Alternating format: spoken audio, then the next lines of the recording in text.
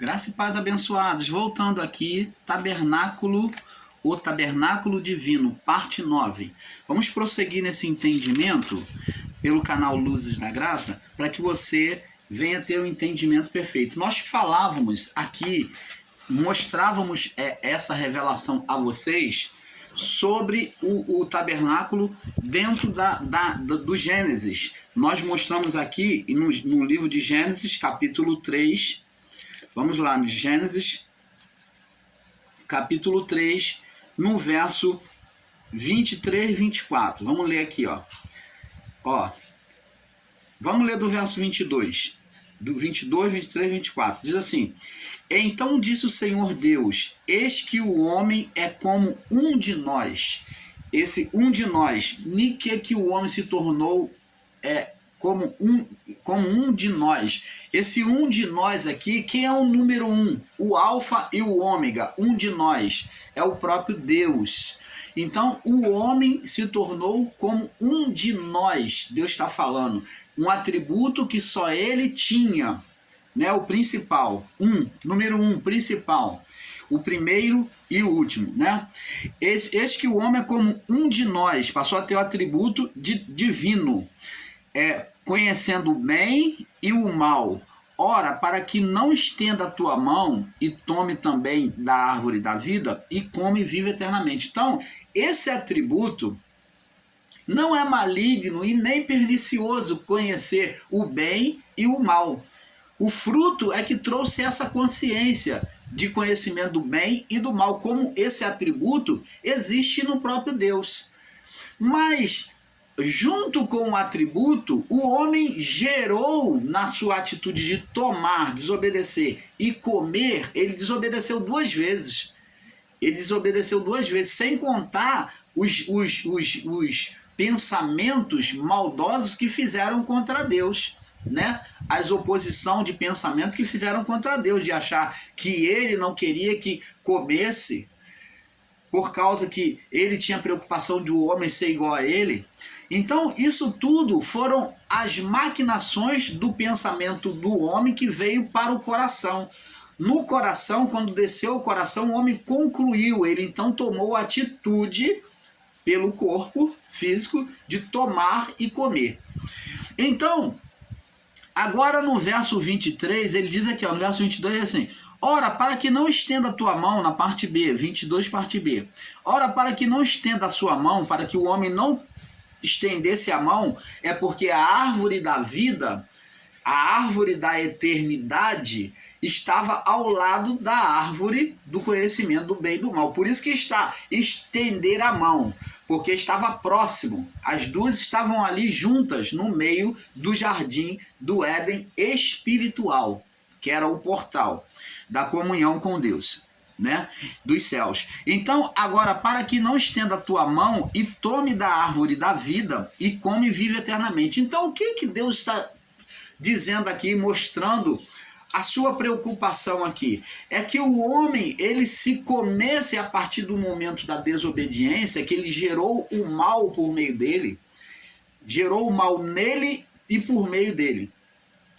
Então, se o homem comesse da árvore da vida, estendesse a mão e tocasse agora o começo do fruto da outra árvore, que era da vida, que ele também tinha liberdade para comer junto com as outras árvores e não quis, mas ele preferiu, na sua curiosidade, ser igual a Deus. Então, agora Deus vem dizer que para ele não comer, Deus iria apartar o homem. Por quê? Porque se o homem comesse no estado que agora estava, impuro, e gerou um ser espiritual, ele iria perpetuar o mal.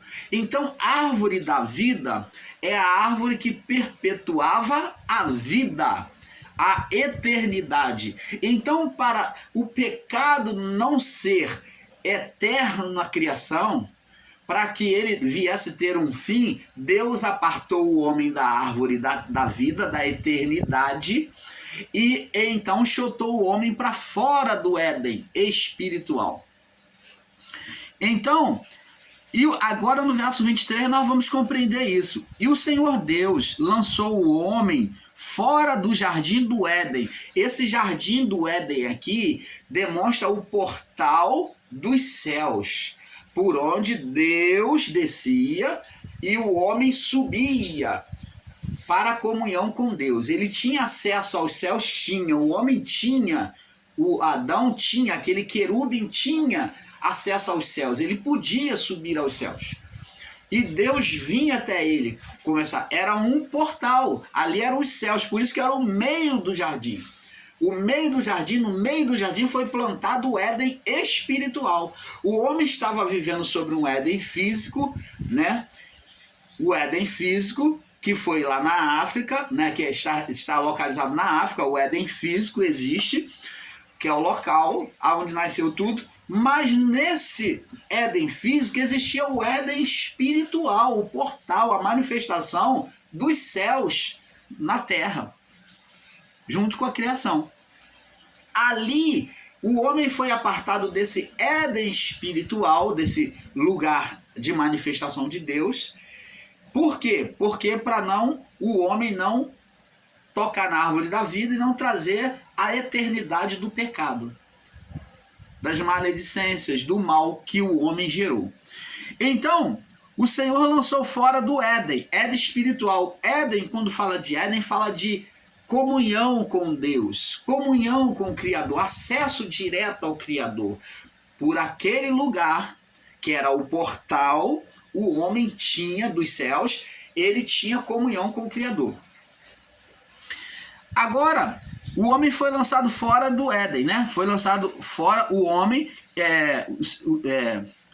e o Senhor Deus, pois lançou o homem fora do Éden para lavrar a terra que fora tomada. Agora o homem ia viver sobre a vida totalmente física, né? Havendo, pois, lançado fora do Éden, havendo, pois, lançado fora o homem do Éden, olha o que Deus fez. Pôs querubins no oriente do Éden, e uma espada inflamada ao redor, para guardar o caminho da árvore da vida. Ora, agora aqui, nessa passagem aqui de Gênesis 3:24, está retratando o ministério dos anjos, que acontece lá no segundo céu. No segundo céu, no lugar santo. Quando se entrava no lugar santo, tinha a imagem de querubins no pano de cobertura, nas paredes, imagem de querubim aviasado, quer dizer, costurado com linhas de ouro, tinha imagem ali. Então, como também na entrada do terceiro céu, que é no Santo dos Santos, ou lugar santíssimo, tinha um querubim. Mas vamos falar primeiro dos querubins. Agora diz que está no plural que ele pôs querubins, 2 ou mais, mostrando o segundo véu, que é o lugar santo, que é a manifestação da alma, da comunhão, da comunicação com o Criador, aonde começa a comunicação, a adoração, o louvor, a comunhão com Deus pela alma, o lugar santo. Então, a alma é a representação do lugar santo, segundo véu, né? O lugar santo. Então, ele pôs querubins, e vemos querubins lá. Tinha querubins lá na figura da arca, dentro, né? Então tinha ali querubins aviasado, né? Figuras de querubins e no teto, na parede, e o candelabro, que é chamado de menorá, né? Que tinha as lâmpadas que acendia e iluminava todo aquele lugar. Tinha o altar também, o altar de ouro, lá no segundo céu, né, que é o lugar santo. Tudo era de ouro, não existia peça de bronze. As únicas peças de bronze que existia era na entrada, aonde existia o véu da saída do primeiro céu, do átrio, para entrar no lugar santo. Ali as colunas, a parte de baixo dela era bronze e prata.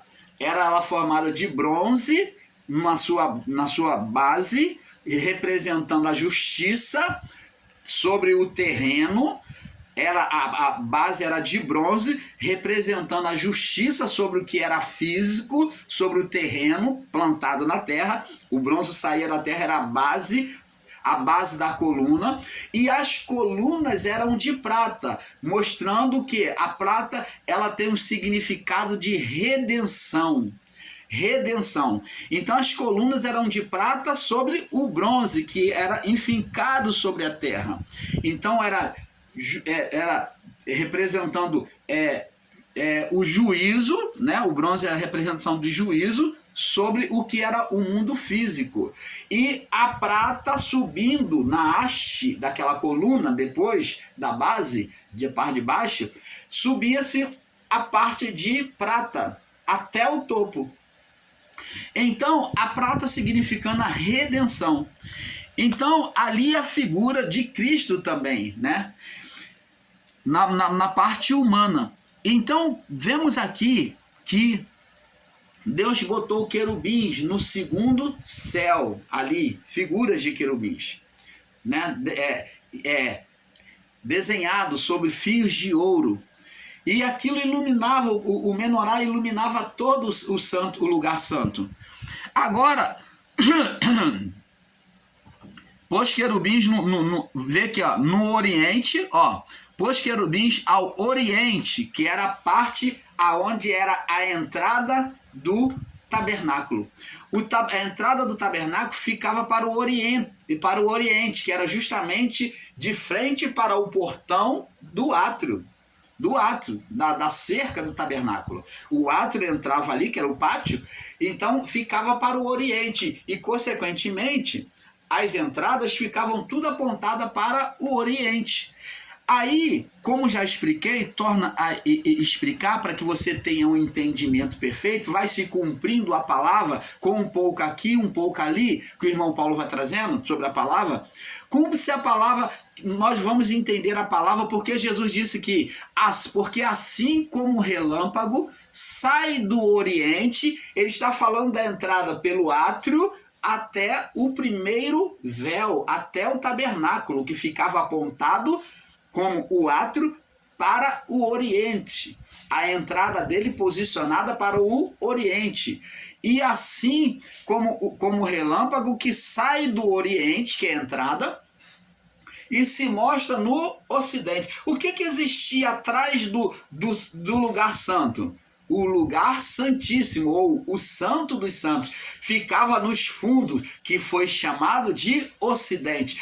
Então está dizendo, quando Jesus falou, porque assim como o relâmpago que sai do oriente, que é da frente, da entrada do santo dos santos, ou pelo átrio, a entrada do santo do lugar santo, e ele chega até o lugar santíssimo, ou o santo dos santos, no ocidente. Então ele saiu do oriente, Jesus veio de forma humana, porque assim como o relâmpago que sai do oriente, ele veio de forma humana e se mostrou aonde? No ocidente. Ele se mostrou sobre a santidade do Pai. Ele revelou a santidade do Pai a nós. Então está dizendo que agora Jesus, ele já voltou. Ele diz, porque assim como o relâmpago que sai do oriente e se mostra no ocidente, assim também há de ser a vinda do Filho do Homem. Que maravilha! Aqui está a prova da volta de Cristo.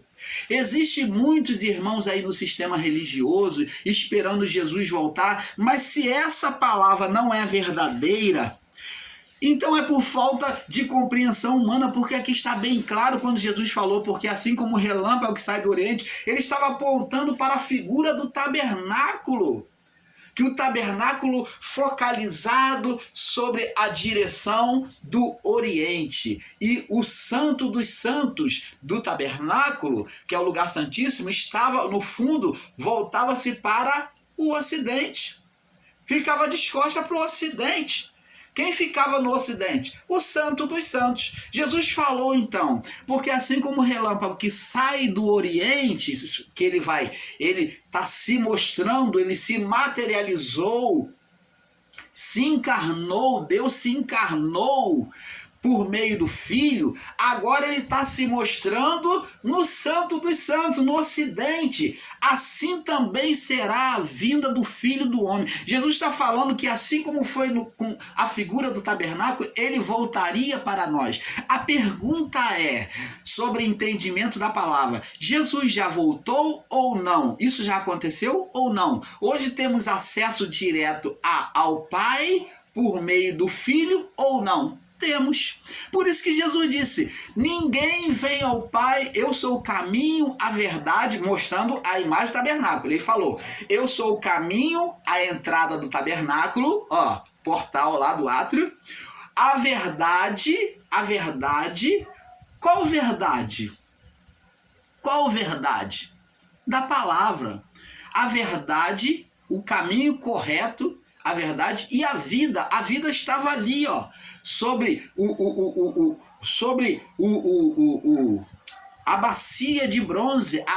Ali temos a brasa viva, temos a bacia de bronze mostrando a água pura.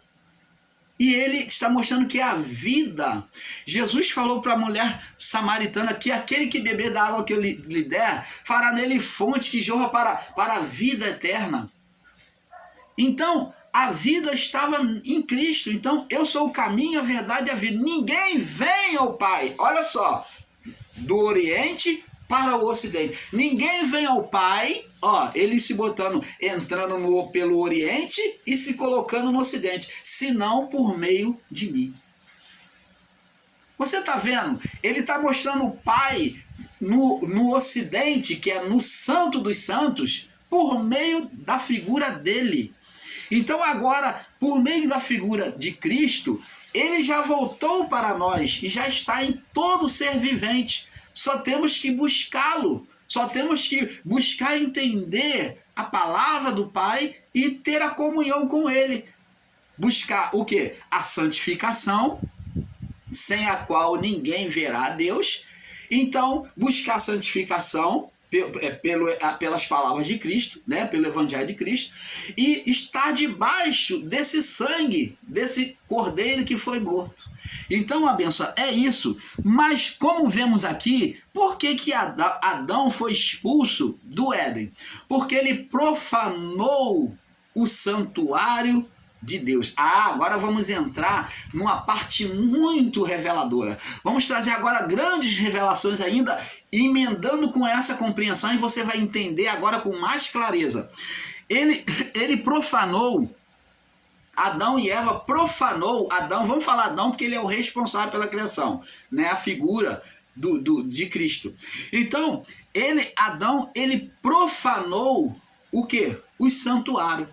Vemos que no portal, no véu da entrada do segundo para o terceiro céu, existe a figura de um querubim. Essa figura desse querubim demonstra Adão, o querubim, Adão perfeito, para que as pessoas lembrassem sobre o homem formado sobre a figura do querubim.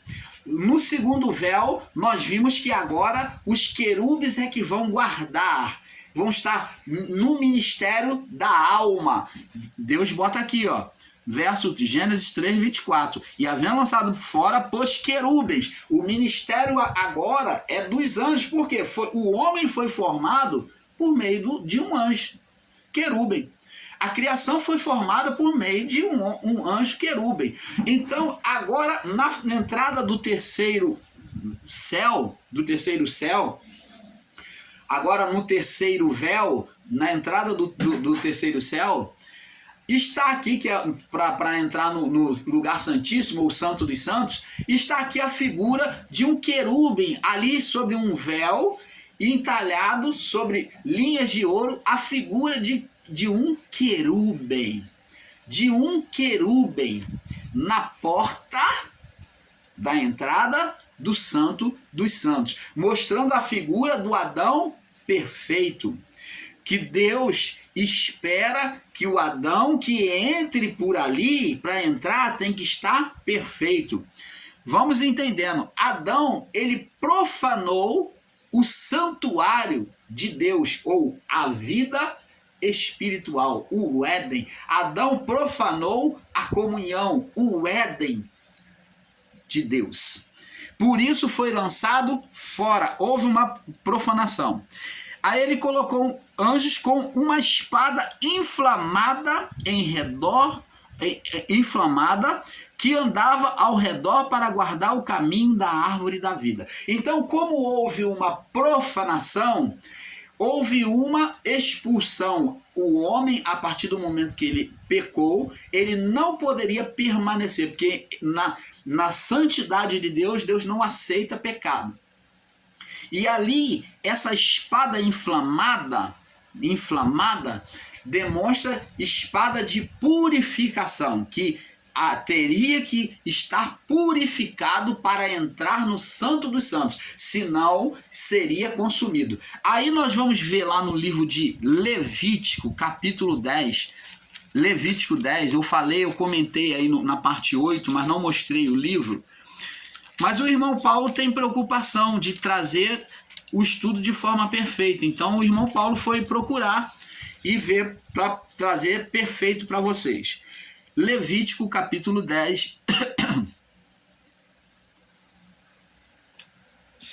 Levítico capítulo 10, no verso 1 e 2, diz assim: os filhos de Arão, Nadab e Abiú, foram... Eu falei, me perdoe, eu quero aqui fazer uma correção, eu falei filho de Uzá. É filho de Arão, tá? Eu peço perdão, que por diversas vezes eu usei o nome Uzá, filhos de Uzá, mas é filho de Arão. Às vezes a nossa mente, ela se distrai, então peço perdão que eu usei como pai Uzá, mas não. Aqui foi filho de Arão. O filho de Uzá foi, aliás, Uzá foi o que tocou na arca e foi fulminado. Uzá foi o que tocou na arca. Eu, então, às vezes tem uma distração na mente na hora de falar as palavras, tá bom? Vocês me perdoem. Então, foram os filhos de Arão, Nadab e Abiú. Eu falei até os nomes corretos, mas eu botei o pai como personagem, botei Uzá. Uzá foi o que foi fulminado, que foi tentar segurar a arca para que ela não caísse quando passou no buraco, né? Então ele, na boa intenção, tocou. A arca simbolizava a presença de Deus, a santidade de Deus, e homem nenhum sem preparação poderia tocar na arca. Então, os filhos de Arão, Nadab e Abiú, tomaram cada um o seu incensário e puseram fogo nele. Quero deixar aqui bem claro que se você ler o texto, você lê mais adiante, esses filhos de Arão, eles eram levitas que estavam sendo preparados para o sacerdócio. Eles ainda não eram sacerdotes. Só quem poderia conceder autoridade a eles para o sacerdócio, Arão era sacerdote e Moisés era sumo sacerdote. Só quem poderia conceder essa autoridade de sacerdote a esses levitas para serem sacerdotes também era Moisés. Na autoridade de Moisés é que iria conceder a autoridade para eles exercerem o sacerdote. Arão era auxiliar de Moisés, era sacerdote. Moisés, sumo sacerdote. Então eles estavam sendo preparados, mas vemos que eles vão tomar atitude precipitada, de quererem fazer por eles mesmos. Eles vão querer antecipar, não vão esperar a presença de Moisés e vão querer, e nem de seu pai, e vão querer atar fogo. Os filhos de Arão, Nadab e Abiú, tomaram cada um o seu incensário, coisa que só o sacerdote e o sumo sacerdote podia fazer, e puseram fogo nele. Eles não eram sacerdotes ainda, eram levitas sendo preparados para o sacerdote. Então eles tomaram a atitude precipitada, e a palavra diz que o precipitado peca. E puseram fogo nele, e colocaram incenso sobre eles, e ofereceram fogo estranho. Por que eles ofereceram fogo estranho? Porque o fogo que eles pegaram e colocaram ali no incensário não foi o fogo que foi aceso por Deus. Eles produziram fogo por eles mesmos. Mas a palavra fogo estranho, o que nos dá a entender é, ainda que eles tenham pegado lá a brasa do incensário acendido pelo Criador, mas eles ofereceram fogo estranho porque eles tomaram, a palavra aqui quando diz que eles ofereceram fogo estranho, é que eles tomaram atitudes precipitadas. Eles não esperaram o sacerdote e o sumo sacerdote estarem diante dele. Fizeram por eles mesmos. E fogo estranho perante o Senhor, e não que não lhe ordenaram. O Senhor não mandou eles se aproximarem e oferecer. Somente por meio de Moisés ou de Arão é que Deus iria falar e falar: manda eles se aproximar e oferecer a mim o incensário. Mas eles fizeram precipitadamente. Então saiu, verso 2, então saiu fogo diante do Senhor e os consumiu, e morreram perante o Senhor. E você vê que a presença de Deus não tolerava o quê? Impureza alguma. O próprio sumo sacerdote, para entrar no Santo dos Santos, no lugar santo e no Santo dos Santos, do segundo véu para lá, ou do segundo céu em diante, tinha que haver extrema preparação. A preparação começava no átrio, mas no segundo céu, ou no segundo véu e o terceiro véu, o terceiro céu, não poderia haver restícios de pecado, de condenação.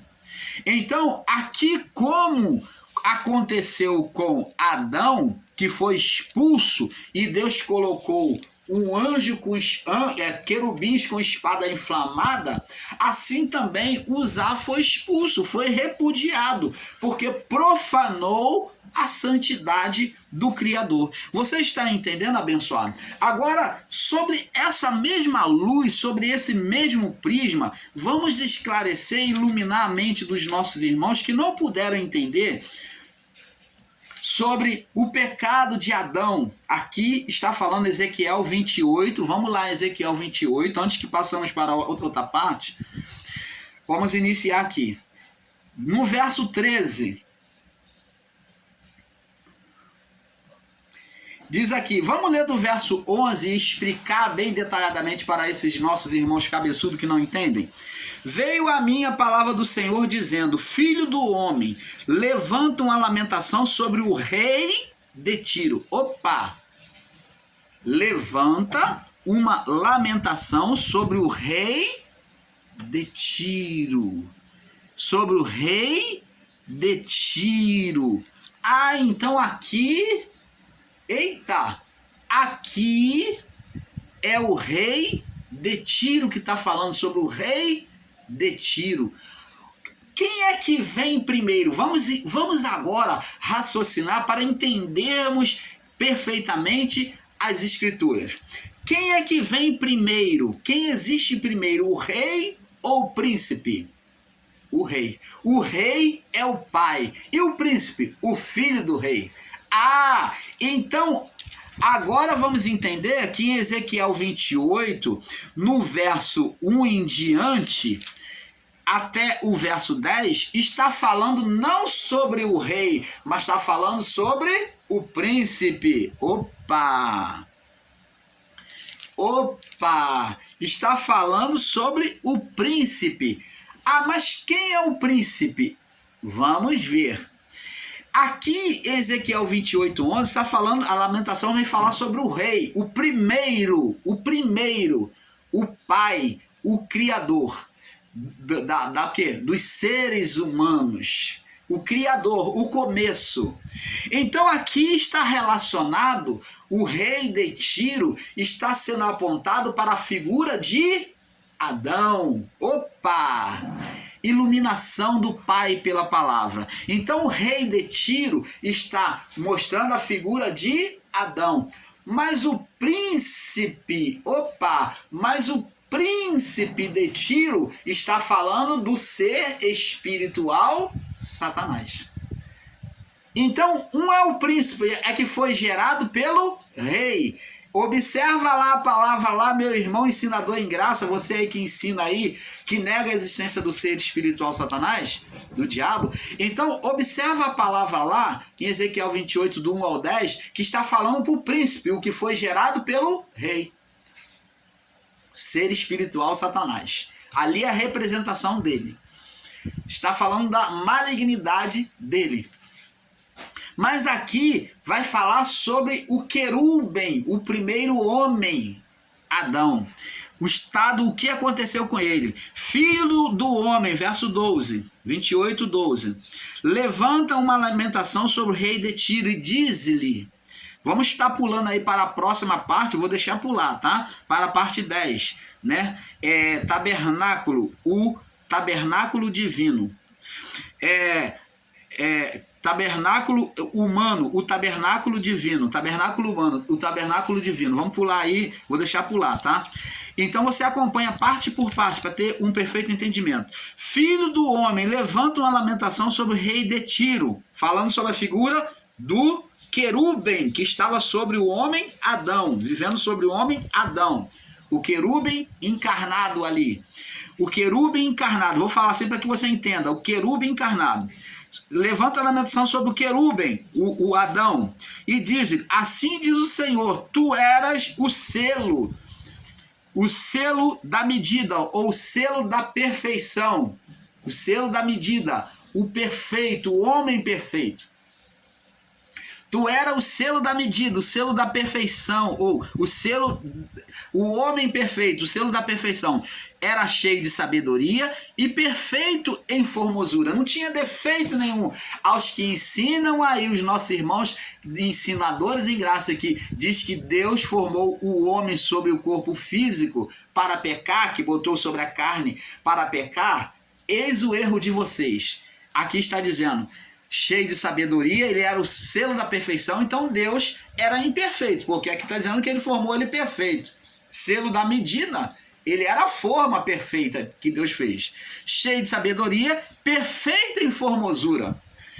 Verso 13, estava no Éden, jardim de Deus. Opa, está falando do lugar santo, da comunhão perfeita com Deus, acesso direto, portal.